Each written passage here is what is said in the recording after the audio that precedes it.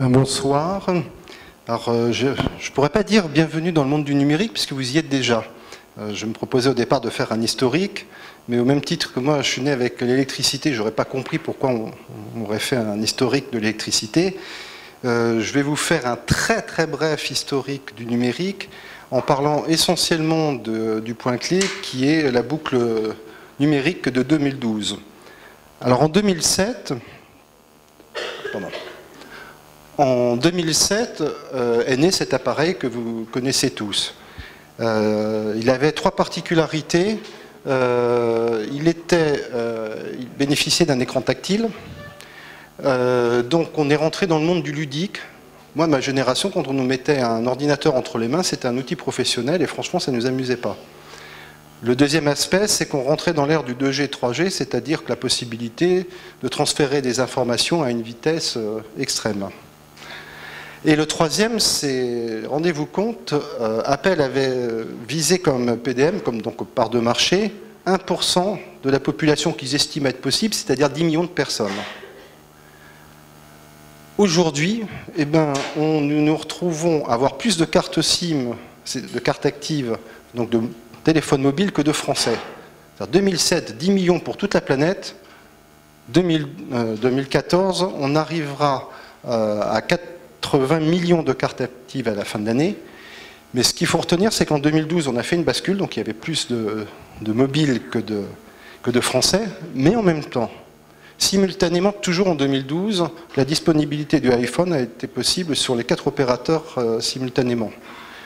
Du coup, on a couvert à peu près 99% de la population avec un minima de réseau. C'est-à-dire que quand vous achetez votre téléphone, vous étiez à peu près certain d'avoir une couverture là où vous étiez. Simultanément, l'autonomie et l'ergonomie se sont améliorées. C'est-à-dire qu'on est passé de quelque chose qui était réellement ce qu'on nomme un mobile. Pas les téléphones transportables, mais ils pouvaient durer la journée, ils se mettaient dans la poche. Et surtout, on en est arrivé à une nouvelle logique qui était d'avoir le réflexe numérique. J'étais avec un professeur en médecine la semaine dernière, en s'amusant dans un hôpital, pas dans le côté chirurgie quand même. Mais je lui dis, je parie que vous avez votre téléphone allumé. Il me dit oui. Maintenant, on est rentré dans un monde où le téléphone s'éteint dans certaines circonstances, mais pas toujours. Mais ça, on le doit à cette période de 2012. Les offres financières ont été accessibles à tous. Et enfin, on a eu la TV qui est devenue 100% numérique. Ça paraît rien, mais le fait que finalement on puisse subitement se coller devant sa télé autant de temps qu'on veut à revoir toutes les séries que l'on veut, ça a d'ailleurs généré une nouvelle expression qui s'appelle le binge watching, c'est-à-dire, comme vous connaissez peut-être l'expression binge drinking, c'est-à-dire les bitures express, là c'est la capacité de se passer son week-end derrière son écran, ce qui n'est pas désagréable. D'ailleurs, tout ça pour dire que je ne suis pas venu ici critiquer le numérique, j'étais très heureux dans ce monde, je pense qu'il a plein d'avenir devant lui. Et il a offert à partir de 2012, très symboliquement, des barres numériques qui sont explosées. C'est-à-dire que s'instruire, avec Google, on a dépassé le milliard de requêtes. Pour information, un livre comme celui que j'ai écrit, il m'a fallu à peu près 1 an. Je ne sais pas s'il m'aurait fallu au moins une décennie à courir la planète, à aller chercher les informations à droite et à gauche, puis des budgets qui auraient été impossibles pour feuilleter 200 études. Des amis dans le monde, maintenant à partir de 2012 on en a toujours eu puisqu'on en a 1 milliard, je les mets quand même entre guillemets. La liberté d'expression, vous avez tous connu en 2011 le printemps arabe qui en 2012 a prouvé que ce n'était pas quelque chose de neutre. Le catalyseur du smartphone y aurait été pour quelque chose. Et puis l'information réelle et up-to-date, donc on va fixer ça dans cette tranche entre 2011 et 2014, avec, prenons la presse par exemple, un fameux procès qui s'est passé en lien avec le FMI, où les journalistes qui étaient, comme d'habitude, vous savez, devant les édifices, alors ça peut être la Maison Blanche, ça peut être l'Élysée, et puis ils attendent que les informations viennent, ça fait très, très, très officiel, et puis ils diffusent l'information, puis les gens qui suivent tout ça les regardent, c'est l'unique vecteur. Oui, sauf qu'avec ce procès-là, on a découvert que les journalistes qui étaient à l'intérieur commençaient à envoyer des tweets, communiquaient sur les réseaux sociaux, et que finalement le journaliste officiel, il se faisait court-circuiter par les gens qui étaient accros à l'information. Du coup, l'information devait aller de plus en plus vite, et ça a donné à certaines personnes des réflexes, d'où un certain tweet célèbre d'une première dame de France. J'ai posé la question à quelqu'un qui avait le livre qu'elle a sorti en PDF, je lui ai dit, tiens, jette un coup d'œil si quelque part ça l'a marqué. Ben, ça l'a fondamentalement marqué, cette histoire-là. Donc on n'est pas dans du neutre, il faut simplement se rappeler une chose, c'est que quand on met publie, c'est qu'on publie. Et on ne sait absolument pas au bout du compte si ce sera 10 personnes, un nombre colossal, même individuellement je parle, d'une part, et puis surtout, c'est conservé ad vitam aeternam. Et enfin, vous avez Mediapart avec les affaires qui révèlent. Donc on a complètement changé de monde. Et on l'a changé aussi bien par rapport aux informations que je vous ai livrées, mais aussi extrêmement factuellement. C'est-à-dire que notre couteau suisse d'aujourd'hui, c'est le smartphone, mais qui est capable à peu près de tout faire. Il nous donne l'heure, je parlais des stratégies marketing, avec une volonté de nous capter de plus en plus avec les montres qui vous donnent l'heure, mais qui vont être reliées à votre poignet, parce qu'on s'est rendu compte d'une chose, c'est qu'avec le smartphone, il y a une chose qui fait que vous le regarderez des dizaines de fois par jour, c'est tout simplement l'heure. Minimum, la personne accro à rien va le regarder. Sauf qu'ensuite, quand ça commence à clignoter, on le regarde un peu plus. Et puis, ça vous donne de la lumière, ça vous donne la carte, ça devient une vraie télécommande. En 2012 sont arrivés les premiers, la possibilité, même si c'est peu utilisé, de filmer en 3D. Pour information, on est passé également aux 12 millions de pixels pour les photos. Alors il faut savoir que l'œil est plus capable de distinguer une photo chromatique et d'une photo numérique, donc les fameuses pellicules argentiques d'une photo numérique à partir de ce seuil-là. Donc on est passé à partir de 2012 sur des tas de domaines où finalement on commence à confondre sans s'en rendre compte le réel du virtuel. Et puis un dernier élément pour montrer la réactivité de ce marché, c'est qu'en 2012 sont sortis les premiers capteurs de radiation, suite à quoi? Fukushima. Alors c'est génial, je viens de décrire des tas de trucs qui sont géniaux parce que quand même le détecteur de radiation c'est pas mal. Espérons-nous ne pas avoir besoin de nous en servir. En revanche, une des problématiques clés que j'évoquerai, c'est l'isolement. L'isolement personnel, on se met derrière son écran, on ne communique plus. Puisque je parle des addictions, quand on pousse trop loin avec certains produits, on reste perché. Là, finalement, notre petit Twitter, par exemple, ou Facebooker, peut se retrouver dans une vie virtuelle complètement isolée. Dans le monde du travail, ça se remarque notamment avec le fait qu'un salarié qui se sentira pas en bonne, comment dirais-je, pas en bon lien avec ses collègues, aura des difficultés, trouvera très pratique de commencer à s'isoler derrière un écran. Un écran, pour information, à l'origine, au XIIIe, XIVe siècle, c'était ce qui protégeait dans une cheminée l'âtre du salon pour que les cendres ne sautent pas. Après ça, c'était ce qu'on mettait pour protéger certaines toiles. Je ne sais pas si elle est sur la Joconde, mais bon, ça vous rappellera quelqu'un. Et ensuite, c'est l'écran total, etc. Donc on peut chercher à se protéger grâce aux écrans. Et puis après on s'isole, et puis le salarié ira plus déjeuner avec ses collègues, ira plus manger avec ses collègues, et ça peut aller très loin. C'est une des préoccupations clés en fait, l'isolement. Alors, cet isolement, je vais parler des enjeux du numérique. Après avoir dit ce qui était bien, je vais vous parler de ce qui peut nous préoccuper. Ce qui peut nous préoccuper, c'est les risques psychosociaux. J'en parle plutôt... Enfin, je fais un peu un accent là-dessus, puisque je sais qu'il y a une partie d'une promotion de RH. Donc, comme les risques psychosociaux, vous savez que c'est un ennui majeur. Il faut savoir deux choses, c'est que d'une part, vous avez un salarié sur 3 qui est en stress avec le numérique. Je l'évoquerai tout à l'heure, ça a été une des origines de mon intérêt pour le sujet d'une part.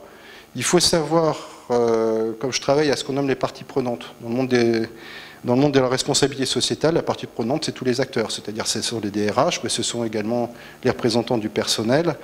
Et là, une grosse confédération m'invite régulièrement, mais c'est à 100 ou 200 mètres de chez vous, l'inspecteur du travail m'évoquait le fait que 80% aujourd'hui des contentieux sont en lien avec les risques psychosociaux.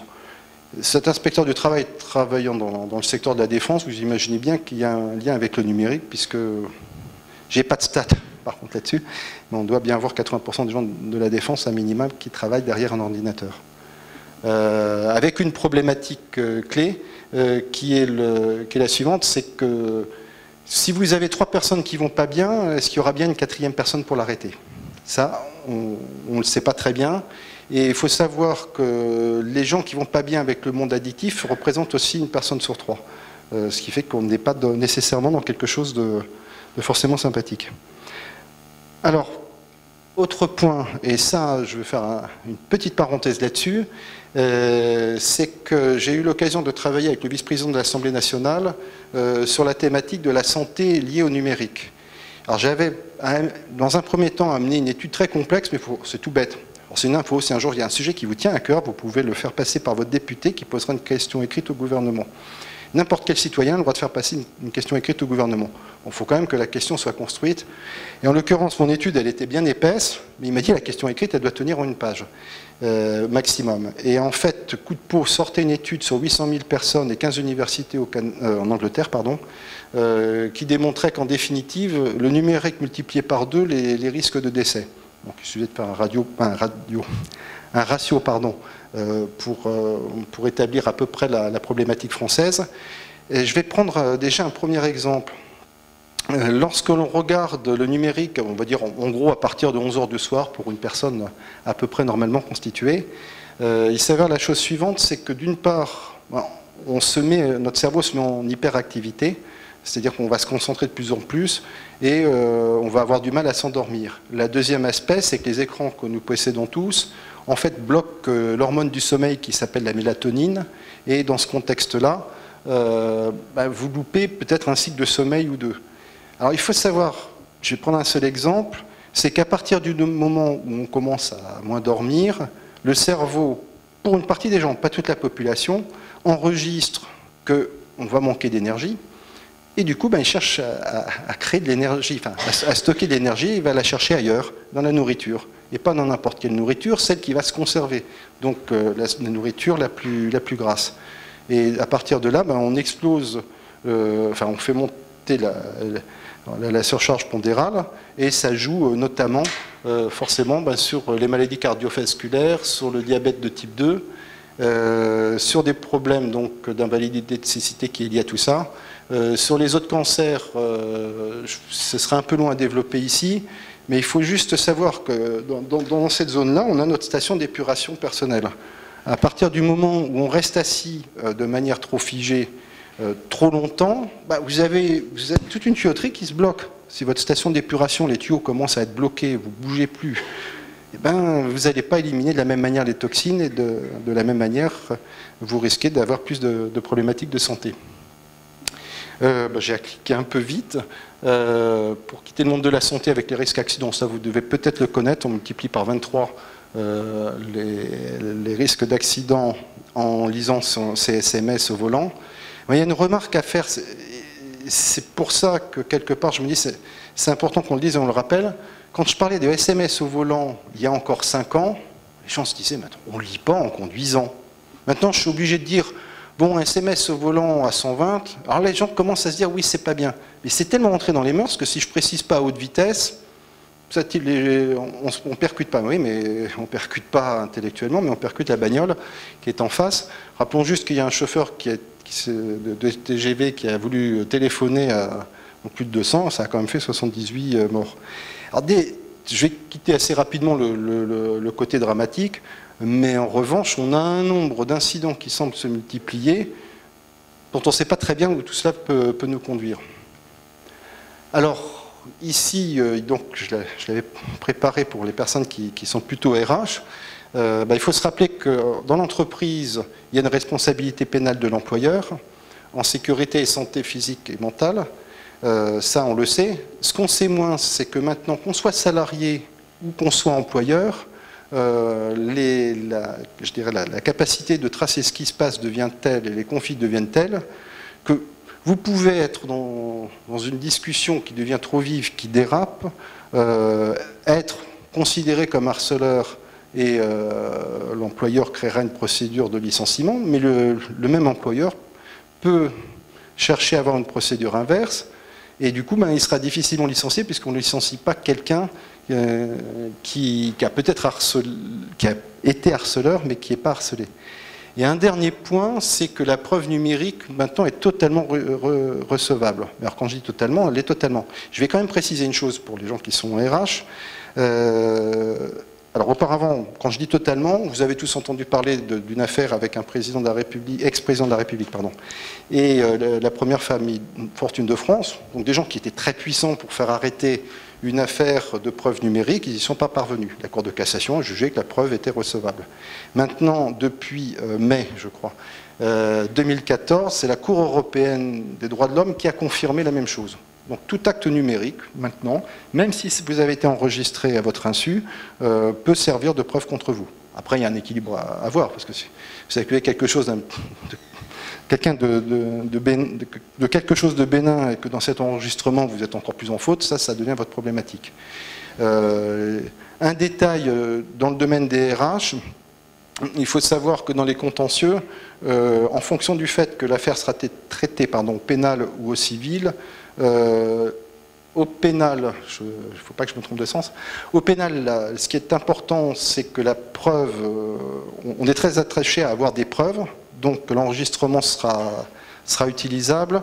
Au civil, on a quand même une part de respect pour la loyauté de la preuve. Donc si on considère qu'avoir été enregistré à votre insu constitue une déloyauté, vous pouvez toujours vous en servir. Bon, sauf évidemment, si le conflit devient pénal et civil, alors là, le tribunal civil, pénal, je ne trompe pas de sens, le tribunal attendra que le tribunal civil, attendra que le pénal se soit décidé pour juger. Donc vous voyez, on est quand même aujourd'hui dans l'idée que tout acte numérique nous engage bel et bien. Alors, je vais vous laisser lire cela. Là, on va arriver à l'efficacité au travail. Là-dedans, il y a une multitude de chiffres, de tout ce qui détériore notre efficacité au travail.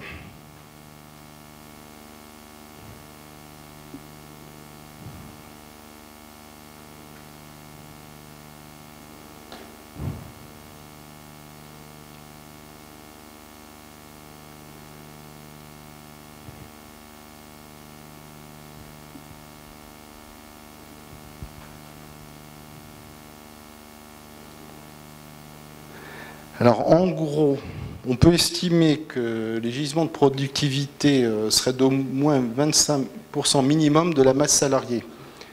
Alors je parle des salariés connectés bien entendu, ce qui est absolument énorme. Si je reviens en arrière par exemple, à moins que je l'ai dans le... Oui, je n'ai pas besoin de revenir en arrière. Si on prend il y a des nouvelles terminologies qui apparaissent, par exemple le présentéisme numérique. Il faut savoir que le présentéisme numérique coûte 3 fois plus cher que l'absentéisme. D'abord parce que vous êtes au bureau, donc votre employeur il est bien obligé de vous payer, alors qu'autrement, si vous étiez absent, ce ne serait pas le cas. Mais le deuxième aspect, c'est que ce qu'il fait, ce n'est pas nécessairement rentable. Et l'absentéisme numérique, ça consiste à se dire, je suis derrière mon écran. Alors on est à mi-chemin parfois entre le « je fais rien » et puis ce qu'on me demande de faire, j'essaie de me débrouiller pour que finalement je l'automatise avec un tel excès que je vais créer des procédures. Et là, vous mettez à donner du boulot à un nombre de gens incalculable alors qu'il n'y avait pas lieu d'être. Et ça coûte très vite très cher. C'est un peu pour ça que dans certaines entreprises, quand subitement il y a des plans sociaux, on ne comprend pas que quand il y a X personnes qui sont parties, le boulot continue à se faire. On enlève, si j'ose dire, la partie qui s'est générée et qui n'avait pas nécessité d'être. Ce qui ne signifie pas que je suis pour les licenciements, attention. Surtout quand les entreprises auraient d'autres solutions. Comme je travaille beaucoup avec les partenaires sociaux, je me permets cette parenthèse. Chaque minute d'interruption Ça, je trouve que c'est une des plus grosses problématiques. En tout cas, moi, je l'ai vécu comme ça, et surtout au marketing. C'est que chaque interruption par un message numérique, alors message numérique, c'est tout, hein, c'est-à-dire c'est les SMS, ça peut être des tweets, ça peut être quelqu'un qui vous envoie quelque chose sur Facebook, ça peut être c'est bien entendu les mails, vous retire de votre concentration pendant une minute. C'est-à-dire que vous n'êtes plus complètement à ce que vous faites. Il faut savoir une chose, c'est que notre mémoire de travail, alors ça c'est important parce que je l'ai découvert il y a quelques années, je trouve que c'est une fonction qu'on devrait tous connaître dans le management, c'est qu'une mémoire de travail dure 30 secondes. Alors de quoi s'agit-il? Vous avez un instant T une information, c'est un peu comme un tapis roulant, elle reste sur le tapis roulant pendant 30 secondes. Et au bout de 30 secondes, soit vous la trouvez intéressante, vous êtes dans un raisonnement, et votre information va continuer à être présente à votre esprit. Si pendant 30 secondes, vous faites autre chose, vous ne vous en occupez pas, soit elle est très marquante, vous la retenez, mais si c'est une information lambda, si vous êtes dans un raisonnement de la vie de tous les jours, eh ben, il passe à la corbeille avec cette chance de pouvoir le récupérer ou pas. Donc c'est-à-dire que dès que pendant 30 secondes, vous quittez ce que vous êtes en train de faire, vous avez une probabilité énorme de ne plus réussir à revenir dans le fil de votre raisonnement. Quand je disais le marketing, mais c'était horrible. Parce que dans le marketing, vous avez la phrase qui fait tilt, vous êtes interrompu. Si 30 secondes après, vous ne la retrouvez pas, quand est-ce que vous la retrouvez? Pour les équipes commerciales, les relectures de cahiers des charges qui sont assez fastidieuses, si vous lisez le tout en fil continu, c'est très bien. Si vous êtes interrompu, vous êtes obligé de revenir au paragraphe et puis parfois 2 pages avant. Parce que comme tous les chiffres s'interconnectent, je sais pas moi, dans l'informatique on vendait par exemple, il y avait le coût des réseaux, puis après c'est le coût des machines, et puis après j'ai mon tableau de coût global. Si j'étais trop interrompu, s'il y a une erreur de ratio, je ne m'en rends pas compte. Donc, j'ai appuyé sur je ne sais pas quoi, non c'est bon. Et l'intelligence cognitive, on perd 10 points en faisant 2 choses en même temps. Certains chercheurs disent même que les gens qui se mettent tout le temps à faire 2 choses en même temps perdent 50% de productivité. Alors, tout ça, finalement, doit permettre à une entreprise de se poser la question quels vont être les inconvénients et les risques du numérique, mais on peut le faire aussi individuellement. Parce que finalement, je parle de risques, mais il y a toujours à un moment donné, quand on fait quelque chose et qu'on commence à se rendre compte qu'on déconne, il y a toujours à un moment donné, on se dit j'aimerais essayer de mieux faire. Et finalement, une fois que les risques sont mieux factualisés, il y a des risques où on se dit tant pis. Moi j'aime manger des gâteaux au chocolat, je prends quelques kilos, si j'ai le courage de faire mon footing le matin, ça ira, sinon pas, mais finalement c'est pas dramatique. Et puis il y a d'autres risques, mais ça c'est chacun est très, très, très individuellement concerné par ça. Il y a des risques dont on ne veut pas entendre parler. Il est évident qu'entre être chargé de famille ou pas chargé de famille, les risques liés à l'enfant, à l'éducation par exemple, pas chargé de famille, bon, la personne qui a des enfants, je fais juste une parenthèse, pour les gens qui sont trop addicts, pour les gamins qu'on envoie chez les psychologues qui sont trop addicts à tel jeu, Warcraft ou je ne sais quoi, on s'est rendu compte que les enfants généralement acceptaient le protocole des médecins pour essayer de diminuer leur addiction, mais que la clé de la réussite, en fait, c'était est-ce que les parents qui ont accepté de jouer le jeu, par exemple de ne pas se coller devant leur écran et de ne pas dîner avec eux avec leur smartphone, si jouait le jeu, l'enfant réussissait, s'il ne jouait pas le jeu, ça devenait beaucoup plus compliqué.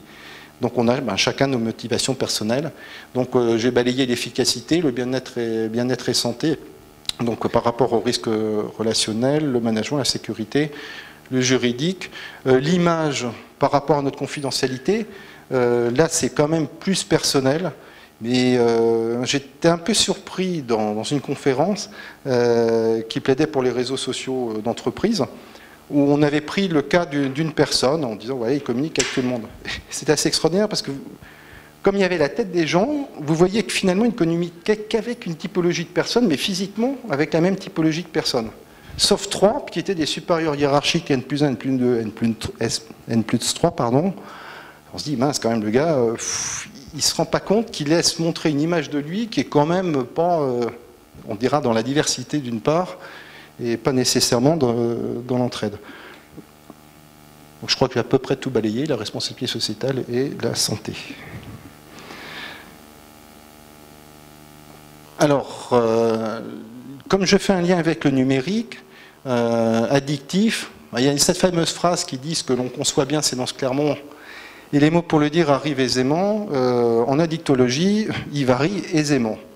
Vous parlez à un alcoolique, un malade alcoolique, de voir, par exemple, tel médecin qui sera addictologue et dira « ah tiens, addictologue, c'est bien, comme ça, on ne pense pas de moi que je suis alcoolique ». Ça couvre quoi l'addictologie? Alcool, tabac, médicaments, drogue. Ah non, je ne veux pas parce que moi, je ne me drogue pas.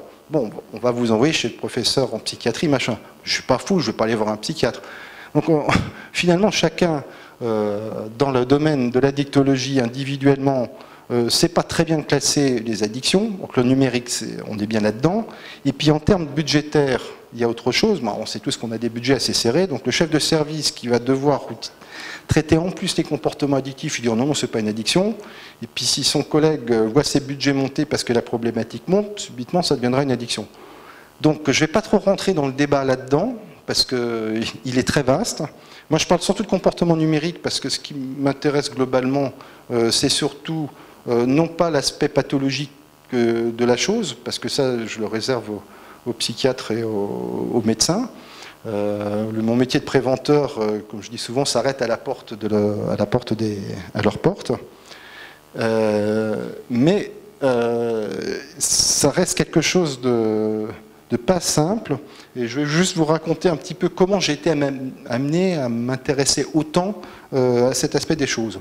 J'ai une mission à faire, donc c'était pour l'entreprise que l'on a évoquée, dont le directeur général a fait ma postface, et qui s'était posé la question, on va généraliser les smartphones, est-ce que c'est une bonne idée, est-ce qu'il n'y a pas quelque chose derrière qui pourrait poser problème, auquel on n'a jamais pensé. Et puis un spécialiste des comportements numériques, il y a 3 ans ça n'existait pas. Donc moi je faisais une mission sur les comportements addictifs, il s'est dit mais finalement excès, dépendance, tout ça, ça rime, est-ce que tu as envie de t'occuper de cette mission? Je me suis dit pourquoi pas, si je trouve rien, je trouverai rien, comme c'était en plus, je ne vais pas rester pour rien faire. Et je découvre le chiffre que vous avez vu en premier, un des chiffres que vous avez vu, c'est qu'un salarié sur 3 est en stress numérique. Ce lien-là, je me suis dit, il est énorme. Alors, bien entendu, j'avais fait un travail vraiment sérieux sur le sujet, mais je peux Dieu le père. Donc, je suis allé chercher des études anglo-américaines qui arrivaient au même résultat.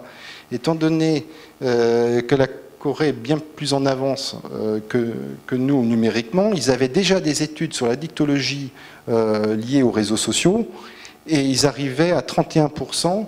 Alors, on n'est pas dans dans le stress, mais on est dans quelque chose dont on va voir tout à l'heure qui peut se marier. C'est-à-dire qu'addiction et stress, souvent, sont en lien.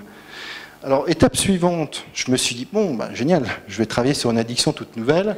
J'ai regardé les études qui existaient. Les études disaient, non, ça n'existe pas, il n'y a pas d'addiction au smartphone. Ou alors peut-être, ou on ne sait pas. Donc, je repars en arrière. Et puis, je me dis, bon, alors ça veut dire qu'il n'y aurait pas de comportement numérique addictif. Et puis, je me dis, mais quand même, il y a un lien disproportionné entre le stress et les gens qui utilisent du numérique. Le deuxième point, c'est que parfois, on cherche loin à ce qu'on a à côté de ça. Sauf qu'Isabelle Varescon était la directrice des études que je faisais, des études que j'ai reprises, donc, et qui avait écrit un livre. Qu'est-ce qu'elle avait sur sa couverture? Un smartphone. Je me suis dit, mince, quand même. C'est embêtant. Et puis le troisième point, c'est que m'occupant d'addiction, moi je m'attendais à ce que tous les parents me posent des questions sur leur fils qui fume du cannabis, leur fille qui se fait du binge drinking. Non, pas du tout. Maintenant, moi, depuis un an et demi, on me dit c'est Facebook, c'est les réseaux sociaux, je ne sais pas ce qu'ils fabriquent sur Internet. Je me suis dit, mais mince, si cette question devient à ce point-là une question sociétale, on n'est pas dans le neutre. Et puis c'était l'observation concrète des comportements addictifs au quotidien, de se rendre compte. J'étais chez ma boulangère il y a une semaine, c'était incroyable, elle avait son portable, alors elle tranche le pain avec une main, avec son grand couteau, puis après ça, elle va à la machine pour le couper en tranches, en petites tranches, toujours avec le téléphone portable. Là, vous dites, mais attendez, ça pose problème. Et à l'époque, un jour, je ne sais pas ce qui me prend, je décide d'appeler l'hôpital qui est pas loin de chez moi. Je dis, mais vous avez des problèmes à ce sujet-là? On dit, on va vous passer les urgences. Et puis la personne me dit, oh, c'est assez amusant, vous appelez juste parce qu'on a eu la semaine dernière du verglas. Et il y a 2 personnes qui sont arrivées à l'hôpital parce qu'elles s'étaient cassées l'une le poignet, l'autre le pied. parce que le premier réflexe qu'ils ont eu, c'était de prévenir tout le monde sur Facebook. Sauf que vous marchez comme ça sur du verglas, vous imaginez ce que ça donne. Donc, là encore, tout ça, c'est pas dramatique, mais quand tout se met à fonctionner de manière bizarre, on peut se poser des questions. Et Isabelle Varescon avait eu cette définition qui était un comportement addictif avec ou sans substance, c'est-à-dire ça peut être le sport à outrance, ça peut être le numérique, ou ça peut être les produits que j'ai cités, alcool, tabac, médicaments, drogue. C'est le résultat d'un processus interactionnel entre un individu et un objet externe qui peut être banal et à disposition de tous. Donc je vais repartir et je vais recreuser le sujet en partant d'un premier principe qui n'est pas de se dire c'est catastrophique le numérique, mais de partir d'un principe tout simple qui est de se dire finalement un comportement addictif il naît comment? Il naît toujours d'une recherche d'équilibre. Vous prenez un salarié assis, il ne bouge pas pendant 4-5 heures, il se déshydrate, donc il va avoir besoin de consommer. Ça ne va pas l'amuser, donc il aura envie d'aller chercher du plaisir. Si c'est pénible, son travail, il va chercher à l'automatiser. S'il est seul, on va chercher à rentrer en contact. Et en fait, point par point, si on se sent en danger, on va chercher un refuge. Ça correspond à l'isolement dont je parlais tout à l'heure des salariés qui restent derrière leur écran. Alors pour creuser plus dans la psychologie, il y a la sous-estime de soi, et on va chercher une estime de soi, et notamment par exemple, si on a vraiment trop de mal avec sa propre image, on va chercher des avatars. Si on s'ennuie, on va chercher à jouer. Un de mes profs avait écrit un livre dont le titre est intéressant, c'était de l'ennui à la dépendance, concernant le numérique. Et puis, réponse à tous les besoins qu'on peut se créer. Donc là-dedans, finalement, on est nous-mêmes dans une recherche d'équilibre permanent. Donc, allumer son smartphone pour chercher des réponses personnelles, existentielles, pratiques, etc., c'est tout à fait normal, c'est même complètement logique. Et donc, j'en étais quand même à ce point-là, à me dire, bon, j'étais sur le smartphone, c'est bien, mais le numérique, c'est trop large, qu'est-ce que je fais? Il faut bien, à un moment donné, j'ai quelque chose qui fonctionne. Donc, toujours mon fameux 2012, sort la première étude psychiatrique, la première thèse psychiatrique, sur les réseaux sociaux en général, et Facebook en particulier. Et en fait, dans toute la thèse, il n'y a qu'un seul moment où il y a eu deux mots qui étaient en majuscules, parce que des centaines de pages, je ne dis pas tout dans le détail, mais là au moins ça sautait aux yeux, c'était il n'y a pas une addiction à Internet, on peut dire au numérique, mais des addictions à Internet. Chaque application spécifique pouvant éventuellement faire l'objet d'un usage addictif. Alors à partir de là, du coup, j'essaie de réfléchir aux classifications qui pouvaient exister. L'idée, c'est pas que ce soit qu'on regarde l'Internet ou le numérique de manière pathologique. Alors finalement, sauf quand on est vraiment au bout d'un processus extrême. Et en fait, il y a trois classifications qui sont possibles. La première, qui est que l'on a une addiction originelle et Internet en rajoute. Il faut savoir que le jeu pathologique est bien une addiction, que les dépendances affectives et sexuelles sont aussi classées dans la classification à Internet. Mais grosso modo, pour les psychiatres, je ne vais pas m'étendre là-dessus, la recherche sera plutôt sur leurs problématiques de jeu. Maintenant, il y a quand même des usages spécifiques à Internet, donc les jeux multijoueurs en ligne et les cyberrelations. Donc, cyberrelations, c'est Facebook. Et là, on peut se poser la question réellement d'addiction.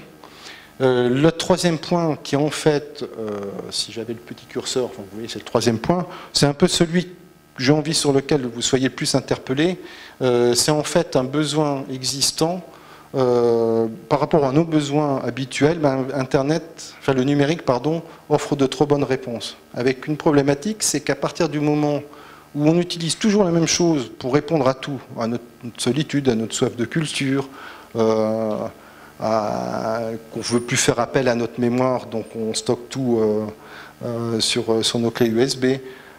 À un moment donné, quand tout passe par la même chose, là on peut rentrer dans des mécanismes addictifs. Alors, quel mécanisme addictif? Il s'est trouvé que là, j'ai eu énormément de chance. J'avais commencé à imaginer un processus addictif que j'ai pu baptiser ensuite la spirale des 9C. Je ne sais pas si vous connaissez le terme de sérendipité, que je dis toujours de travers. Pardon? Alors, en fait, c'est des trouvailles un peu par hasard. Parfois, il y a des trouvailles qui changent les choses. Et comme je l'avais dit au départ, moi je venais du marketing, et puis je me dis, tiens, je voudrais à un moment donné que de manière simple, les mots-clés de l'addictologie apparaissent. Et puis, j'ai le coping, je vous dire c'est ce que c'est, j'ai le coping, circuit de récompense, et d'autres mots, puis ils commencent tous par C. Et je me dis, tiens, c'est amusant, parce que si j'ai envie de faire un outil préventif, il faut au moins que les gens se rappellent de la terminologie. Et je creuse le sujet, je me rends compte qu'en définitive, parfois on joue un petit peu. C'est-à-dire que quand je parle du continuum, je ne prends pas un terme anglais, je vais aller le chercher en latin pour réussir à garder ma logique des 9C. Je crée un outil qui était en cercle, et puis je le fais voir à Marc Valeur, qui est le directeur de l'hôpital Marmottan, qui est un hôpital hyper connu pour les addictions. Et il me reçoit. Alors d'abord, il a l'idée de transformer ça en spirale, la spirale que je vais vous expliquer. Et la deuxième chose qui est importante, c'est que Marc Valeur, lui, s'occupait avec l'hôpital Marmottan des drogues dures, des drogués qui étaient vraiment en grande difficulté. Et je lui ai demandé, mais comment vous en êtes arrivé à vous occuper du numérique? Il m'a dit, mais à partir du moment où on vient frapper à la porte de Marmottan, parce qu'on est accro à numérique, il a dit, je me suis dit, mais les personnes sont d'une sacrée souffrance. Alors, les premières fois, je me suis dit, bon, la personne a peut-être un problème, mais au bout d'un certain nombre de fois, enfin, je veux dire, si on frappe, si on tambourine à la porte des pompiers, c'est que théoriquement, il y a quand même à un moment donné, quelque part, quelque chose qui prouve que les gens sont en difficulté. Et lui a traité surtout les aspects de jeux pathologiques et les dépendances affectives et sexuelles. Les autres, son classement, je ne le connais pas, donc je vais pas trahir sa pensée. Mais donc, qu'est-ce que c'est que la spirale des 9C? Que sont nos comportements addictifs? Ben, la première chose, c'est la première consommation, et c'est le coping. Le coping, c'est quoi? Ben, c'est tout simplement l'adaptation à l'environnement. En copain, ce sera le premier verre, ce sera la première cigarette. Dans le monde du travail, ben, ce sera le premier smartphone de fonction qui vous fera rentrer dans la cour des gens qui ont quelque part un minima d'importance. Le deuxième point, c'est le circuit de récompense. Alors, le circuit de récompense, en fait, ça a été un peu la clé de l'addictologie qui a été découverte de la manière suivante. Il y avait un petit rat qui devait passer par un endroit. Et quand il passait par cet endroit, il devait appuyer sur une pédale et ça devait lui donner un choc qui devait être désagréable. Et qu'est-ce qui s'avère? Ben, il s'avère que le petit rat, au mieux d'éviter d'appuyer sur la pédale, il commence à appuyer de plus en plus. Et de plus en plus, de plus en plus. Alors, les chercheurs se disent, mais attendez, un rat sadomaso, ça, on ne savait pas que ça existait. Donc, ils ouvrent le cerveau du petit rat, et ils découvrent quoi? C'est que l'électrode dans le cerveau lui avait implanté la petite décharge électrique. En fait, c'était celle du septum, et dans cette zone-là, eh ben, ça lui offrait une récompense de nature, qu'on peut dire, sexuelle. Qui se sont dit, ah ouais, c'est quand même étonnant que notre petit rat, il s'amuse à appuyer. Donc, ils ont repris toute une batterie de petits rats, et dans leur batterie de petits rats, eh ben, tous les petits rats se sont mis à appuyer frénétiquement sur les touches. Et ils sont tous morts, parce qu'ils n'allaient plus manger, donc leur nourriture, on ne touchait pas, ils dormaient plus, et puis ils mouraient d'une crise cardiaque. Alors c'est vrai que mourir de plaisir, c'est une jolie chanson, mais dans la vie de tous les jours, mourir tous les jours, on ne ressuscite pas le lendemain, donc ça pose un problème. Et juste pour information, je me suis rendu compte que la vitesse des tests qu'ils avaient fait correspondait au recordman du monde d'écriture sur iPad. C'est-à-dire que quand on regarde parfois des gens appuyer de manière frénétique, on se dit, tiens, ils commencent à être dans des systèmes de récompense, parce qu'appuyer sur une touche, vous donnez un ordre, vous dictez quelque chose, vous avez du pouvoir sur l'autre, vous avez l'information que vous cherchez. Donc quelque part, chaque fois que vous appuyez sur les touches d'un smartphone, c'est bien que vous cherchez une récompense, enfin, ou un plaisir, et qui sont à la base des addictions. Alors une question, quel est le premier producteur de drogue?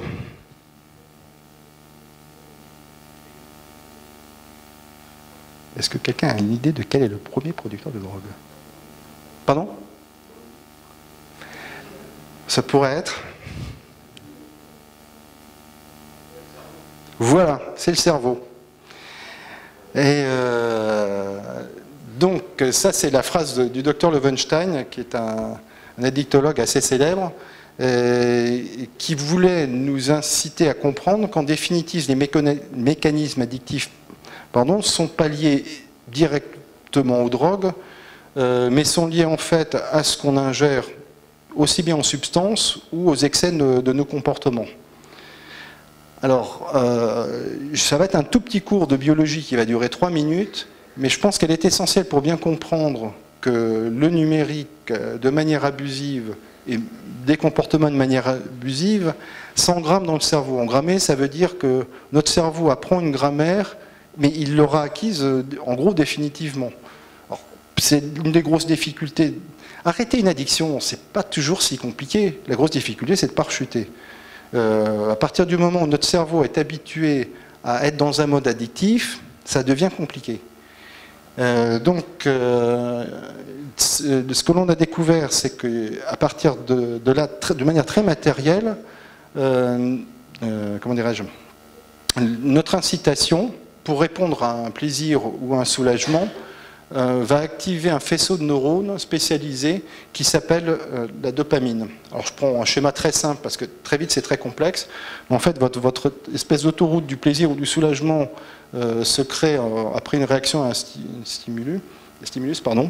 Vous évaluez votre motivation à agir, vous dites tiens, je pense à y trouver du plaisir, et puis vous prenez la décision ensuite de consommer de plus en plus.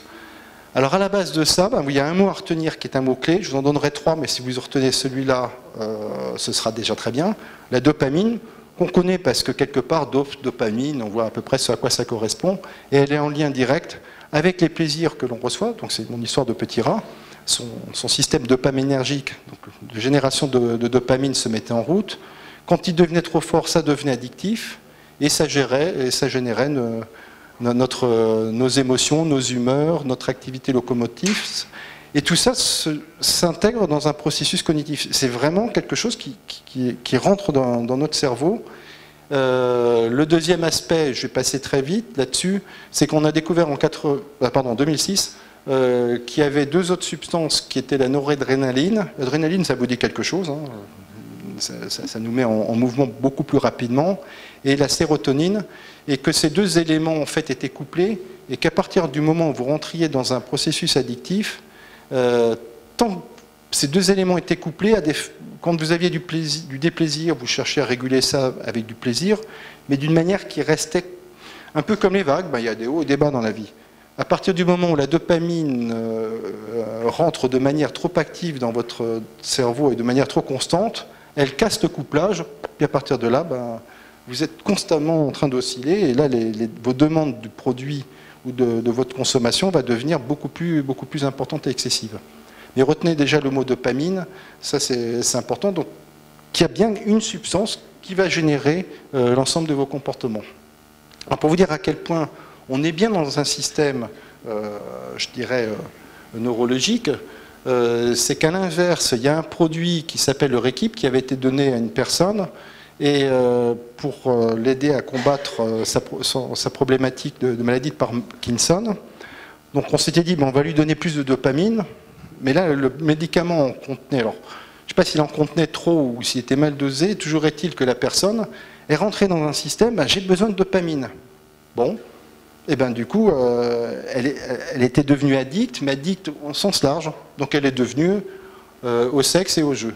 Alors ça concerne quand même 15% des personnes, et je dirais, on n'est plus dans la théorie là. Il a quand même touché 200 000 € de dommages et intérêts.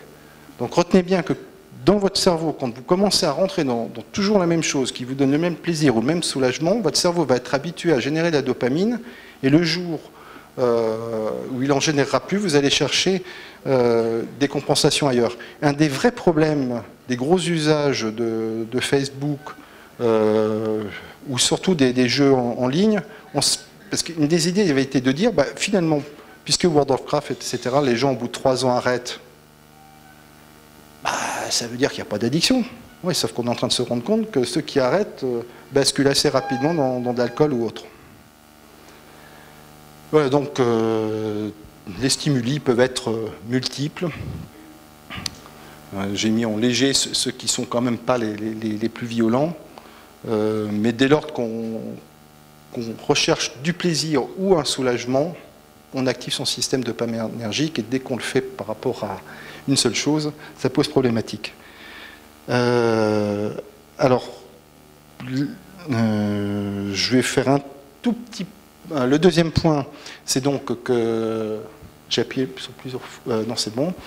Donc, première phase, l'usage normal, c'est normal qu'on consomme. On s'équilibre, ça met en route un circuit de récompense, il n'y a pas de grave, il faut bien vivre. La deuxième phase, c'est là où les choses se posent problématiques, c'est le cycle de renforcement, c'est toujours plus. Bon, cela dit, c'est pas dramatique, hein, les morceaux de chocolat en plus ou autres ne posent pas de problème. Là où on commence à être dans quelque chose qui est plus difficile, c'est les comportements, ce qu'on nomme le comportement de conformité, c'est-à-dire que vous allez vous mettre à faire tout le temps la même chose, parce que pour faire plaisir au patron, vous allez regarder votre smartphone le soir, et au fur et à mesure, vous allez basculer dans un mode continu. Alors, je ne vous ai pas encore donné une définition d'un comportement addictif, mais j'ai pas mal parlé de plaisir ou de soulagement. En fait, c'est un comportement de recherche de plaisir ou de soulagement, mais ça c'est normal, mais caractérisé par l'échec répété dans le contrôle de ce comportement malgré les conséquences négatives.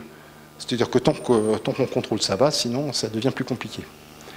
Alors, un lien, puisque là je l'ai fait un peu pour ceux qui étaient en RH avec les risques psychosociaux, c'est que finalement, quand on cherche du plaisir, tant mieux. Quand on cherche à se soulager de quelque chose qui est désagréable, comme le stress, c'est normal qu'on cherche une solution par un produit ou une activité. Et si ça marche, tant mieux.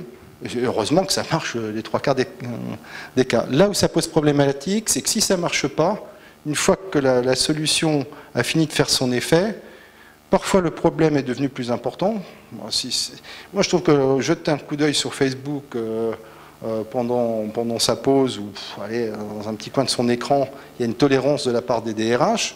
Maintenant, si vous y avez passé 1 heure, parce que vous aviez envie d'avoir des contacts avec vos amis qui vous rassuraient et que vous avez pris 1 heure de retard, votre problème il a augmenté. Donc vous rentrez alors là dans un cercle dangereux où finalement vous allez rechercher plus de produits, plus d'activités, et là c'est aussi vrai pour le stress que pour les addictions, vous rentrez dans quelque chose de plus problématique. Alors je vais essayer d'aller assez rapidement. Donc on a bien une solution utile de plaisir, de soulagement, de recherche d'équilibre. Pour le stress initial, à l'origine, ça active la vigilance, ça nous permet des réactions physiques et de prendre des décisions. Mais la problématique, c'est celle-là.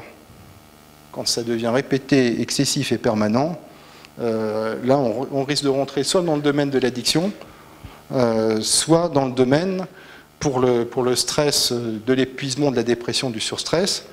Et là encore, neurologiquement, on se rend compte aujourd'hui que d'un côté, vous allez avoir votre circuit dopamine, adrénaline, sérotonine qui se met en route, et puis vous allez avoir une génération de cortisol qui, de la même manière, va se mettre à interférer d'une part avec le premier point, et le deuxième point, c'est qu'en fait, ils attaquent les mêmes zones du cerveau.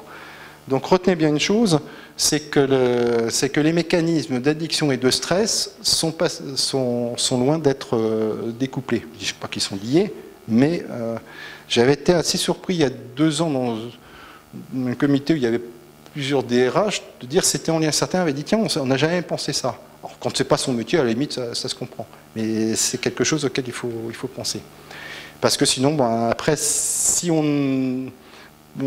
comment dirais-je, la dernière partie de la spirale des 9C, c'était donc après usage normal, comportement problématique, comment dirais-je, c'est le chemin vers l'addiction, avec une particulier pour le numérique, c'est la codépendance collective que j'évoquais avec notre book de 2012, où un petit débit de boisson, il est fermé la nuit, le haut débit numérique, lui, il vit 24 heures sur 24. Alors, quelle piste en fait, je vais vous en proposer brièvement 3. La première, ça vous aurez tout compris de ce qu'est quelqu'un qui a une problématique de comportement addictif, c'est qu'en fait, l'autre grande définition à retenir, il y en a 2. c'est donc une recherche de plaisir et de soulagement qu'on ne sait pas arrêter. Et la deuxième, c'est qu'une addiction, c'est la rencontre d'une personne avec un produit dans un contexte. Alors pourquoi c'est une piste? Ben, tout simplement parce qu'à partir du moment où vous êtes confronté à un comportement addictif en général, ou numérique en particulier, à titre personnel et à titre organisationnel, il faut chercher dans les trois, je dirais, les trois dimensions. Il y a un gros projet il y a 1 an qui voulait parler d'éducation numérique, qui sont concentrés exclusivement sur l'usage des outils, ça n'a pas marché. Il y a une grande entreprise, ça a l'air d'évoluer, je vais les revoir prochainement, qui proposait un outil pour compenser les abus de mail. Et comme c'était que ça, si les mêmes comportements numériques se reflètent avec d'autres outils, on arrive aux mêmes problématiques. Et si on décide de faire que des chartes, mais que derrière on ne s'est pas posé la question sur les personnes et les outils, on arrivera à des problématiques similaires. La deuxième piste, c'est celle-là, parce que le comportement de conformité, en fait, c'est quoi? C'est le moment, et c'est la phrase que j'aime la mieux du bouquin. Je préfère vous la laisser lire.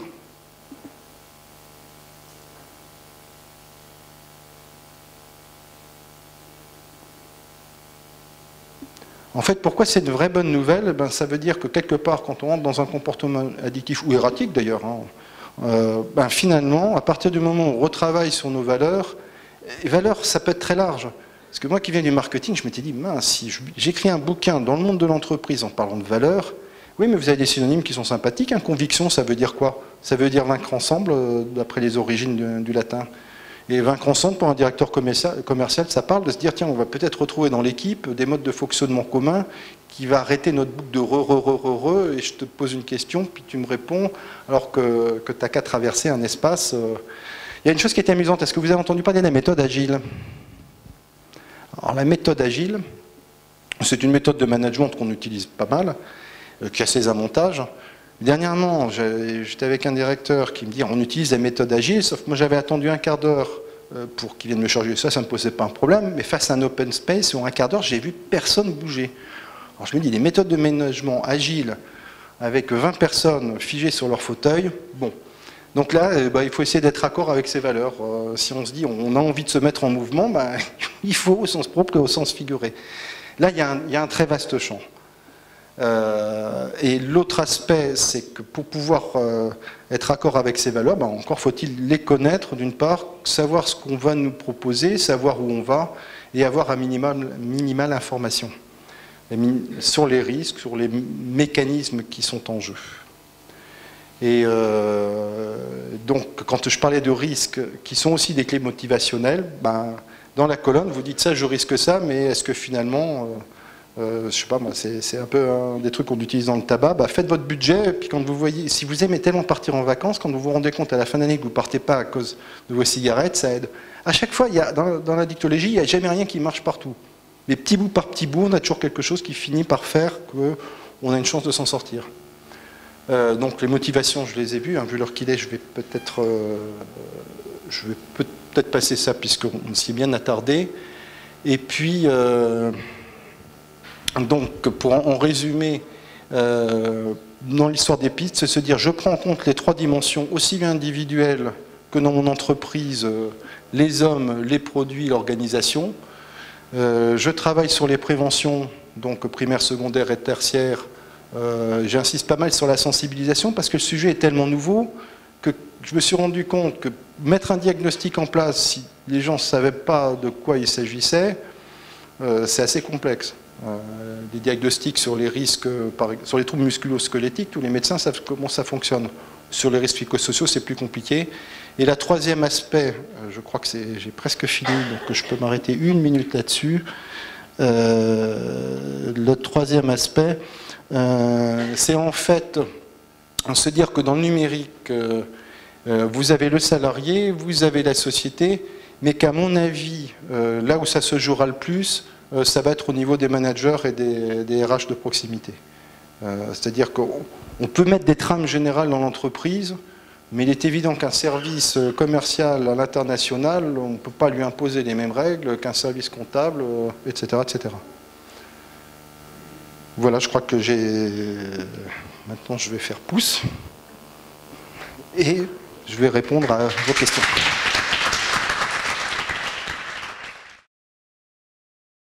Je reviens juste sur une des dernières slides, votre phrase préférée du livre. Vous indiquez justement que si l'addiction va à l'encontre des valeurs, avec un peu de lucidité de l'addiction que du coup elles peuvent essayer de la combattre. Je n'arrive pas à trouver d'exemple au niveau du numérique, mais par exemple tout simplement l'alcool, les gens qui se quittent de leur famille ou qui battent leur femme, on ne peut pas dire quand même que ce soit dans leur valeur. Pour autant, ça ne les fait pas forcément arrêter. Du coup, comment vous avez interprété ça? Comme je me rendais compte que le temps passait, j'avais un exemple qui vient vraiment à l'esprit. C'est un dilemme, bien entendu. Mais vous vous dites, moi, ma valeur, c'est la valeur famille. Donc, vous rentrez chez vous et puis vous êtes connecté au moment du repas avec votre smartphone. C'est pas déconnant qu'à un moment donné, vous utilisiez votre smartphone, si c'est le contrat du siècle, puisqu'il nourrit votre famille. Mais vous n'avez pas des contrats du siècle tous les jours. Donc au niveau du numérique, c'est de se redire à un moment donné, mais est-ce que je ne suis pas en train de déconner? Un syndicaliste me disait dernièrement, c'est fou, ma fille est venue, j'étais en train de travailler, puis elle me racontait une histoire de poupée. Et puis son histoire de poupée était toute simple, hein. Elle l'avait habillée avec une jupe. Et puis une fois qu'elle est partie, il s'est dit, mais c'est dingue, hein. Moi je fais tout ça pour ma fille, et pour finir, le truc de la journée, c'était son histoire de vêtements. Donc l'histoire des valeurs, c'est à un moment donné... Alors ça ne se fait pas facilement, c'est pour ça que rien que d'en parler, ça aide à se reposer les choses. Je vais prendre un exemple très concret en addictologie, c'est qu'il y a ce qu'on nomme les entretiens motivationnels. Alors les entretiens motivationnels, c'est très bien fait, c'est-à-dire qu'on ne cherche pas à imposer aux gens les motivations, mais à ce qu'ils ressentent au fond d'eux-mêmes ce qui leur est important. À partir du moment où on le ressent, déjà on fait le tri. Le formaliser, c'est déjà plus la même chose de l'avoir en soi quelque part et de commencer à mettre des mots dessus. Le faire par écrit, c'est encore une autre étape. Et dans ces cadres-là, ce qu'on demande aux personnes, c'est de l'avoir sur une petite fiche. Alors, je vais prendre un exemple très concret. J'ai arrêté le tabac il y a 3 ans. Et alors, avec comme médecin qui? Le docteur Dupont. Qui est qui? La personne qui m'a donné cette phrase. Ouais, on peut vite boucler. Et ça avait été un de mes profs. Et puis, un entretien, 2 entretiens se passent. Il me dit, mais votre petite fiche. Alors, j'avais un entretien la semaine d'après avec lui. Je me dis, ça fait vraiment le mauvais élève. Le type qui se prétend faire de la prévention aux addictions, qui a eu comme prof quelqu'un qui lui dit de faire quelque chose et qui ne le fait pas. Mais j'ai écrit les 3 raisons. Alors, les 3 raisons, c'était l'argent, c'était un aspect de la santé, et le fait que je fumais des petites cigarettes là, qui mettaient toujours de la crasse partout, et ça m'horripilait. Et un jour, donc je l'écris, le lendemain, quelqu'un me met dans une colère, mais alors colère blanche, moi je ne suis pas un colérique dangereux, mais ça bouffe, où sont mes clopes? Et je me dis, mais t'as pas écrit une fichière? Et le fait de l'avoir écrit, et ça correspondait à ces 3 trucs-là, il faut savoir qu'au moment de l'impulsion, si vous réussissez à les laisser passer 10 minutes, un quart d'heure, elles retombent sacrément. Et en fait, ces éléments de valeur, à un moment donné, qui était quand même la santé, qui était... La crasse, c'est une valeur, hein, c'est-à-dire c'est l'estime de soi, tout simplement. C'est de se dire, j'ai pas envie, finalement, d'être quelqu'un qui soit complètement hors circuit. Eh bien, ça a joué. Donc en numérique, ça peut être le repas en famille, c'est quand même le risque accident. L'histoire que j'évoque tout à l'heure avec la prise de poids, c'est quelqu'un dans mon livre d'ailleurs, qui est un commissaire aux comptes, qui m'a dit, quand j'ai lu ce chapitre-là, il dit, tu sais ce que je fais maintenant? Son cabinet est à 2 pas de chez lui. Et il ne peut pas s'empêcher d'y retourner à son cabinet. Il dit, désolé, j'y reviens. Il a dit, la seule chose qu'il y a, c'est que maintenant, les 2-3 trucs que je veux encore traiter, je les imprime. Alors, c'est peut-être pas très écolo, mais ils ne pompent pas des dossiers comme ça. Et du coup, je ne me remets pas dans mon écran. Il m'a dit, mais c'est fou. Je réussis à me réendormir. Et je trouvais qu'au niveau de ma valeur, quand j'arrive en semaine, j'étais tellement fatigué et indisponible pour les autres que finalement, ça aide. Et alors, la valeur, c'est quelque chose de très large. Derrière, si on réussit à l'accrocher à un truc aussi bête que je prends du poids et puis j'imprime, vous voyez, c'est vraiment un tout. Il faut qu'elle soit matérialisée, factualisée, exprimée. Et puis alors ça, c'est les moments, c'est l'âge, les choses qui vous importent aujourd'hui, c'est pas la même chose que demain. Est-ce que j'ai à peu près...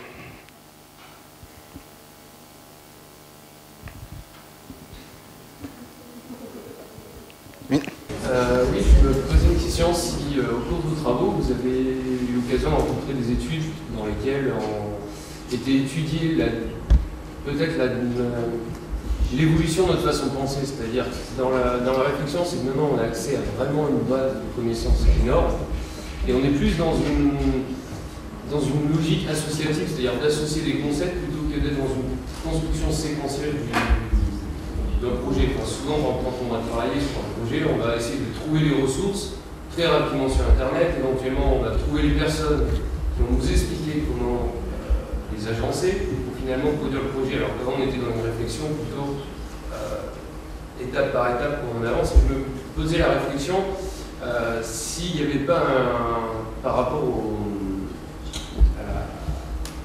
si cette façon de penser dispersée ne nous déconnectait pas justement du moment présent où on a plus besoin d'être ramené à une forme de réalité à travers des addictions, des drogues, des contacts avec des gens. Cet effet diffus, cette façon un peu diffuse de fonctionner, nous déconnecte.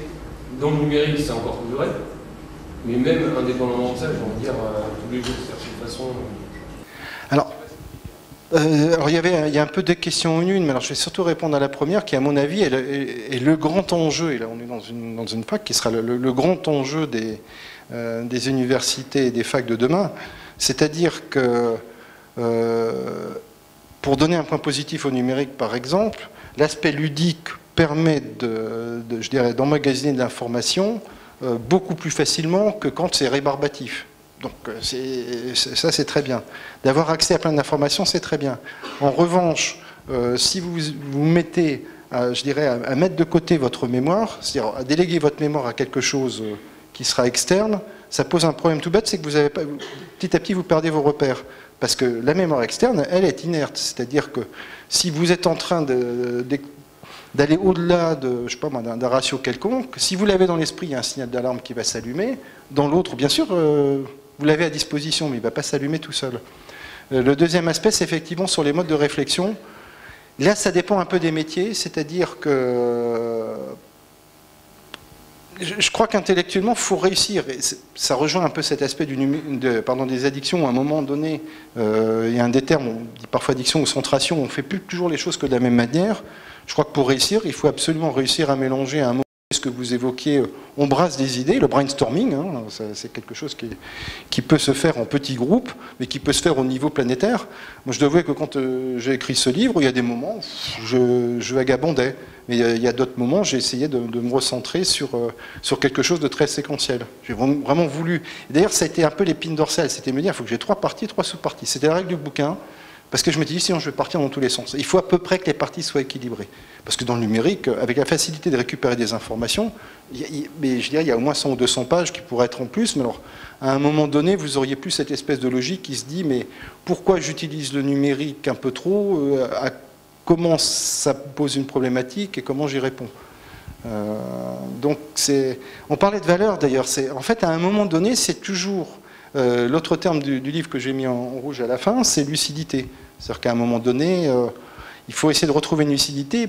Pour boucler sur l'aspect de l'aspect addictif, c'est que cet écran, il est tellement plaisant que finalement, aller chercher l'information, comme j'expliquais dans l'open space où personne ne bougeait dans le bureau d'à côté, on va moins le faire. Sauf que oralement, le gars, il vous l'explique en 2 minutes. S'il doit vous l'écrire, c'est beaucoup plus long, ça le responsabilise. Puis il y a un truc tout bête, c'est quand vous expliquez quelque chose à quelqu'un, vous le regardez, et s'il ne comprend pas, vous vous en rendez compte et vous pouvez aller plus loin. Vous avez envoyé votre mail, vous n'avez aucune idée si la personne comprend. Donc il y aura toujours ces 2 aspects. Il y a un terme que je n'ai pas utilisé qui est propre à la dictologie, qui est l'ambivalence. C'est qu'en fait on est en permanence confronté à se dire je vais dans une direction ou dans l'autre. Si on prend conscience qu'à partir du moment où on va toujours dans une direction, on finira nécessairement à un moment donné aller dans un mur, je crois qu'on a beaucoup gagné. Finalement, c'est une question d'équilibre. Je répondais, le dernier mot de mon bouquin, je crois, c'est répondre aux excès sans excès. Moi, je trouvais que c'était une phrase d'une journaliste qui était assez super. C'est-à-dire qu'à un moment donné, si vous ne faites pas de brainstorming, vous allez avoir des raisonnements linéaires. Si vous partez dans tous les sens, c'est pas...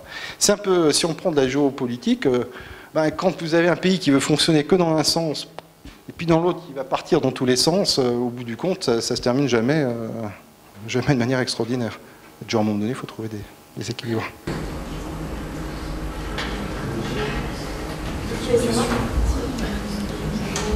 question qui considère peut-être intime, mais pensez-vous, de votre point de vue, cela peut être nécessaire de rejeter certaines de vos propres valeurs pour combattre l'addiction?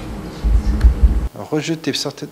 Alors les classifier, oui. Créer des priorités. Par exemple, dans le cadre de la vie en entreprise, lorsqu'on essaie de combattre l'addiction de l'un de nos collaborateurs, et qu'on décide de mettre en place un système de surveillance, mais que cela peut aller à l'encontre de nos principes ou de personnes que nous considérons proches. Selon vous, est-ce nécessaire, est-ce une bonne solution de mettre de côté ces principes et ces valeurs pour essayer de combattre l'addiction, ou il faut de suite? Alors, c'est vaste sujet. Alors déjà, premier point qui fixe une limite, c'est que l'entreprise, elle n'a pas vocation, je dirais, à soigner. Le médecin du travail, il n'a pas vocation à soigner. Il va essayer d'aider, mais il n'a pas vocation à soigner. Le deuxième point, c'est que vous pouvez avoir une tolérance à des comportements addictifs, alcooliques par exemple. Comme je ne donne pas de chiffres, je ne me mets pas en porte-à-faux. Si je vous répondais ça avec les produits stupéfiants, là, je me mettrais vraiment gravement en faute. Parce qu'il faut savoir que non seulement la tolérance, elle est zéro, mais si en plus il y a un problème majeur, que la police débarque et vous pose la question, est-ce que vous étiez au courant? Et du coup, vous devenez associé à l'action. Vous n'avez même pas le droit de dire, j'étais au courant et j'en ai parlé, par exemple, à quelqu'un comme moi, qui est pourtant une habilitation IPRP. Non, vous aviez en parler uniquement aux autorités. Donc c'est pas simple votre question, parce que ça dépend déjà du produit. Et là, je dirais, c'est vraiment quelque part, ça peut devenir une question d'intime. Alors il y a une phrase qui éclaircit aussi les choses, c'est-à-dire que la difficulté, par exemple, si on prend la thématique de l'alcool, c'est qu'on doit agir en fonction de l'intérêt de la personne et des autres personnes. C'est-à-dire si vous vous dites, oh, mais là je suis en train de le fliquer, et puis comme ça se matérialise, ça va être très mauvais pour lui, s'il n'est pas, je dirais, dans des zones catastrophiques, et surtout qu'il n'est pas en train de... Enfin, je dirais qu'il est dans son bureau où ça va. Moi, j'avais le cas qui était un manager et qui, en plus, avait une forme de responsabilité... Non, pardon, pas manager, un chef d'équipe, et qui avait une responsabilité. Alors, je ne sais plus si elle était syndicale ou... Et il était confronté à la problématique suivante, c'est qu'il était amené à devoir travailler à un moment donné sur une machine-outil qui était préparée par quelqu'un. Il me disait, quand je le vois arriver, qu'il a les mains qui tremblent et qu'il ne va pas bien, je me dis, moi, c'est ma main que je vais y laisser. C'est un sacré sujet que vous posez, parce que là, il ne se voyait pas dénoncer, mais en même temps, il y tenait à sa main. Donc, Et alors, dans le monde du travail, là où la réponse n'est pas simple, c'est que vous avez, théoriquement, le médecin, déjà, donc n'est pas là pour soigner, mais en plus, vous avez une notion de secret médical partagé qui se partage théoriquement avec l'infirmier, oui, mais ensuite, quelqu'un comme moi, dans la théorie, dans les textes, non. Avec le DRH, théoriquement, non. Mais parfois, il y a des équipes qui réussissent à bien fonctionner. Il y a une entreprise, alors c'est très paradoxal, hein. Il y a une entreprise où j'intervenais pour la prévention aux addictions et ils avaient été obligés de licencier. Pour eux, c'était pas, ils n'acceptaient pas de ne pas avoir réussi à aider quelqu'un un temps. Et bien, ce que je les ai incités à faire, c'était d'aller prendre un séminaire juridique. Vous allez vous dire, un séminaire juridique, mais il va encore plus coller les salariés, pas du tout.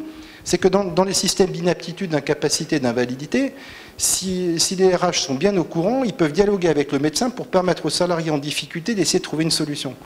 Et on rejoint un peu votre question. Vous voyez, le droit peut pénaliser, mais peut aussi aider. Alors j'avais trouvé cette formule qui était de dire qu'il faut agir avec bienveillance, mais pas surveillance. Voilà.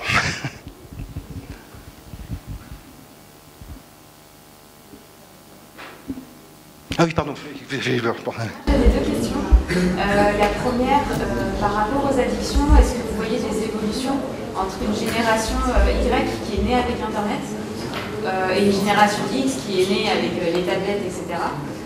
Et puis des personnes qui ont dû s'adapter justement à avoir un comportement numérique, notamment dans leurs outils de travail?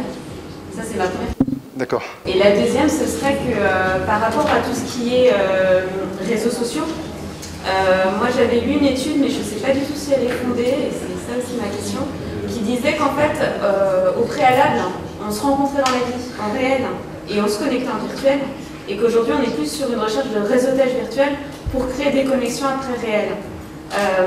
Est-ce que c'est un comportement qui vous semble problématique et qui pourrait résoudre sinon le côté un peu addictif de tout ce qui est Facebook et sur un aspect plus professionnel, musique vidéo? Alors sur la deuxième question, puisque c'est la dernière, je l'ai la plus présente à l'esprit, si vous êtes quelqu'un de timide, etc., l'idée de commencer à essayer de vous créer des contacts, franchement, c'est pas déconnant. Ensuite, si vous dites j'ai envie d'aller plus loin dans la rencontre, il y a deux aspects, c'est-à-dire que soit effectivement vous trouvez des centres d'intérêt avec des personnes, mais des vrais centres d'intérêt qui vous amèneront à avoir envie de les rencontrer, et là c'est pas déconnant non plus. Vous pouvez toujours, en étant sur le numérique, aller sur des réseaux comme On va sortir, qui a un slogan, c'est revenons à la vie réelle.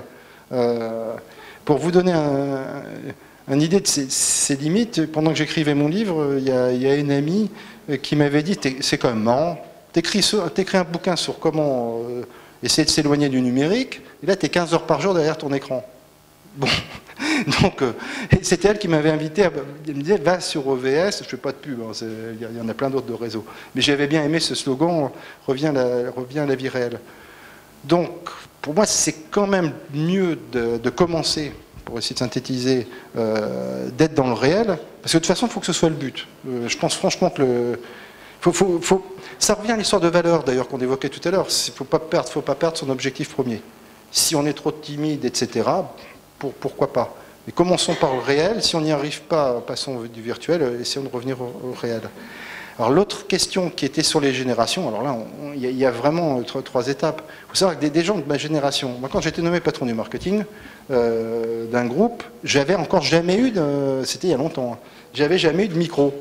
Donc on me donne un micro, on me forme, moi je me dis j'ai une assistante géniale, elle fait tout. Puis un beau jour, on me dit oui mais attends c'est bien beau ton truc. Mais enfin le patron du marketing il ne termine pas à 5 heures comme son assistante, donc quand il y a des trucs à finir, il va falloir qu'à un moment donné, et j'étais obligé de m'y mettre. Mais alors je peux vous dire que bon, rien que l'idée que je puisse perdre un fichier, aujourd'hui bon, on en perd parfois, mais donc cette génération-là, on a eu la génération, en gros, effectivement, je crains carrément le numérique. Enfin, il y avait où les informaticiens passionnés, puis vous aviez l'autre monde de oula. Ensuite, dans la génération X, attendez, je me trompe toujours sur les lettres X et Y, oui, j'en étais déjà à Z, c'est pour ça. Donc la X, c'était on va dire, c'était la mienne. La génération Y, la différence entre... Alors, elle est déjà née dedans et ça lui a plu. Il y a un aspect qu'on avait juste évoqué avant de venir, d'ailleurs, qui est l'aspect... Je trouve que la différence, c'est que il y a une relation qui devient trop forte et trop intime pour la génération Z. Vous prenez des bébés qu'on voit maintenant faire le geste, là on n'est plus dans moi avec mon écran qu'on mettait, enfin mon clavier, bon, si on peut le mettre comme j'ai un grand bureau, il va au bout. Là votre génération, c'est la génération je tape, la génération suivante c'est carrément je suis encrysté. Quand je parlais des aspects pardon, des 12 mégapixels de photographie tout à l'heure qui permettaient plus de distinguer une photo réelle d'une photo, enfin, de ce qu'on voyait réellement, en gros, ça reste quand même à prendre avec précaution, mais de ce qu'on voit sur le numérique, avec les lunettes, avec le 3D, avec les triples dimensions, ça devient ce qu'on nomme le transhumanisme. C'est-à-dire qu'à un moment donné, l'humain commence à devenir tellement lié au numérique que ça pose un problème. Et notamment, on évoquait ça tout à l'heure avec l'histoire de la dangerosité des jeux. Et je me rappelle que quand les jeux sont nés, enfin, les jeux de guerre pour être précis, les jeux de guerre et les jeux extrêmement violents, dans ces catégories-là, on a tout de suite dit ça va vraiment pas être bon. Moi, personnellement, j'étais un peu dans cette idée, oh là là, il va y avoir plein de gamins qui vont sortir leur mitraillette, et puis on n'a rien vu arriver finalement, pas grand-chose, c'était marginal. Et sauf que maintenant, avec la nouvelle génération, on est tellement rentré dans le réel que c'est plus la même chose. Et j'ai fait une radio qui durait 28 minutes il y a quelques jours. Je me réécoute. Bon, c'est horrible de se réécouter. Mais enfin bon. Il n'y a qu'un seul truc que j'ai dit. Je me suis dit, merde, j'aurais pas dû dire ça. Je dis oui, puis le problème du numérique, c'est qu'à un moment donné, ça nous connecte un peu trop avec les milieux mafieux. Et je tombe sur un article dans le journal ce matin avec la vente d'armes, les ventes d'armes de plus en plus diffusées par Internet de manière assez facile. Sauf que si vous surchargez votre adrénaline, votre système d'adrénaline, pardon, de dopamine, qui fait que vous avez besoin d'aller toujours plus loin, que vous allez dans des jeux toujours plus violents, qu'ensuite vous allez se dire tiens, je vais aller encore me chercher une décharge d'adrénaline en me commandant la mitraillette qui. Sauf qu'une fois de temps en temps, on entend quelqu'un qui tue quelqu'un chez soi avec un revolver, avec une mitraillette. Un FAMAS, ça tire, je crois, 30 balles en pas beaucoup plus d'une seconde à 1000 mètres par seconde.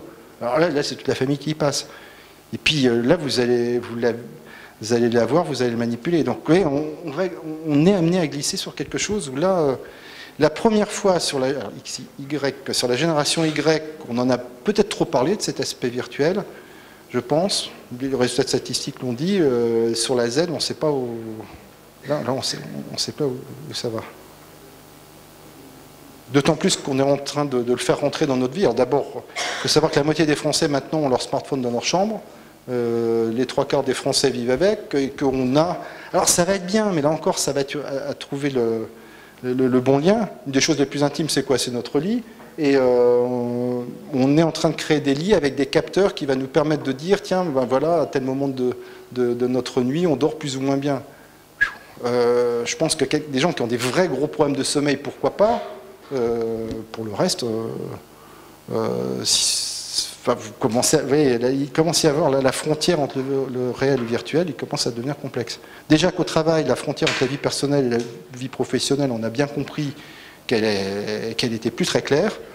Les DRH tolèrent des usages personnels au travail dans des marges qui ne sont pas si neutres que ça, parce qu'on sait que le salarié va ensuite travailler chez lui. Alors il peut y avoir aussi une chose. C'est par exemple Jean-Emmanuel Ray, qui me donne de temps en temps un coup de main, qui est un grand juriste, travaille beaucoup sur le droit à la déconnexion. Mais là, gros point d'interrogation, parce que je pense qu'on a quand même intérêt à s'armer nous-mêmes, justement, en étant lucide et conscient. C'était l'objet du bouquin. Je veux dire une chose, on n'écrit pas sur les addictions sans quelque part dans son vécu avoir été dans ce monde-là. Moi, ce que j'ai remarqué, c'est que ce qui a souvent été triste, c'est que les gens n'ont pas eu des bons repères au bon moment. Vous preniez quelqu'un qui était dans l'alcool il y a 30 ans, on ne lui retirait pas son permis. Aujourd'hui, j'ai pas connu une seule personne avant mes 35 ans qui avait un problème d'alcool qui se soit fait retirer son permis. Aujourd'hui, je ne connais pas une personne qui a dépassé les 35 ans qui, s'il a vraiment été trop loin dans l'alcool, s'est fait retirer. Au moins, il y a des repères. Sinon, les dérapages, ils partent... Pardon ? Il y a plus de contrôle. Donc au moins on a des repères qui sont devenus factuels. Juste peut-être un dernier point, c'est-à-dire qu'il y a dans le domaine addicto un terme qu'on appelle la réactance, c'est-à-dire que moi je vous suggère par exemple de mieux utiliser, enfin de moins consommer. Et sur 5 sujets, il y en a 5, vous allez m'entendre. Puis il y en a un 6e, on ne sait pas pourquoi, vous allez dire ah non, ça moi je ne veux pas entendre de quoi il se mêle. La première fois que j'ai voulu... commencer à expliquer des aspects juridiques, je dis à un de mes amis, on n'a pas le droit de fumer du shit chez soi, c'est illégal. Et il me dit, ah non, non, t'as tort. Et on se met à discuter, et ça dure un quart d'heure. Et j'étais en train de faire mon mémoire de droit lié à ça, là-dessus. Et non, non, non, je te crois pas. Puis à la fin, je termine, je dis, mais attends, quand tu étais le patron des filiales, tu te rappelles comme tu disais que j'étais chiant, que je vérifiais tout. Donc, j'ai bien vérifié ce que je te dis. Ah non, non, je te crois pas. Et c'était pas un consommeur de cannabis. Donc lui, ça faisait partie du truc que j'allais lui priver d'une liberté. Donc, pas question de l'entendre. Et donc, ce qui me venait à l'esprit, c'est l'histoire de la ceinture de sécurité. Alors là, c'est pour le coup, on vous prive d'une liberté. L'automobile d'il y a 30 ans, c'était encore plus c'était mon habitacle. Alors, venir vous ceinturer. Sauf qu'il n'y a eu rien de plus facile que de contrôler les automobilistes au feu rouge. Et du coup, on a réussi à créer quelque chose qui les a marqués. Et c'était couplé, parce que c'est toujours pareil. C'était couplé avec la fameuse campagne « Un petit clic vaut mieux qu'un grand choc ». Moi, je ne suis pas pour les images trop violentes, mais je trouve que de temps en temps, il faut se ramener à la réalité des drames que l'on vit dans nos excès.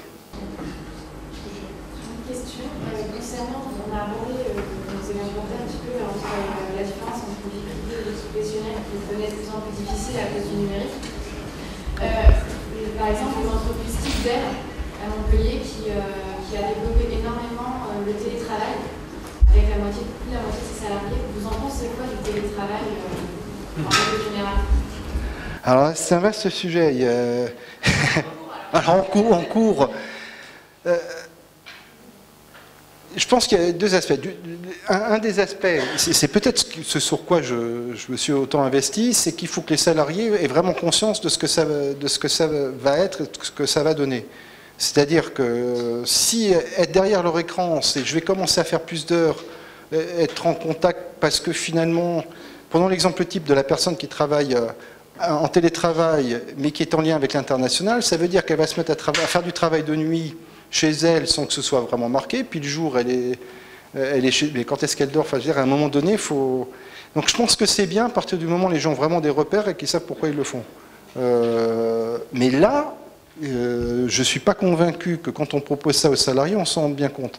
Donc ça peut être très bien, donc un des repères et deuxièmement un suivi. Moi j'ai entendu une histoire assez incroyable de quelqu'un, la DRH lui dit, bah, on était convenu que le télétravail, il ne fallait pas aller trop loin, il fallait que tu passes une ou deux journées dans la semaine au bureau.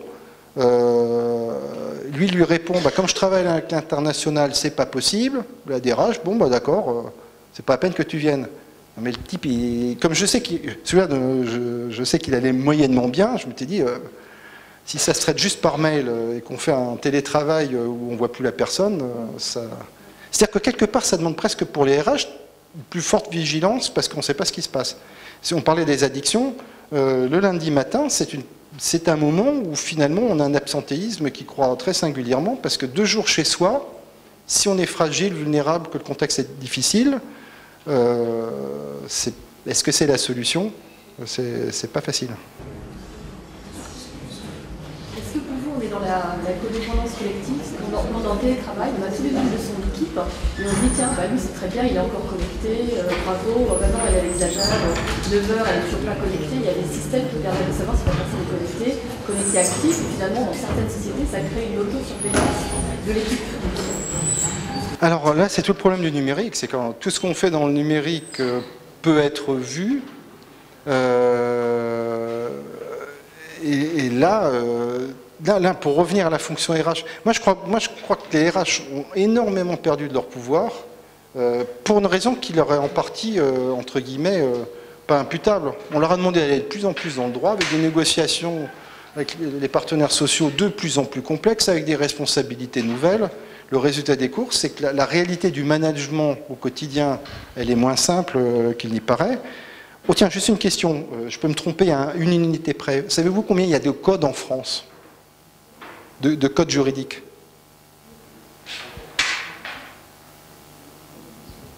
On doit en être à 50.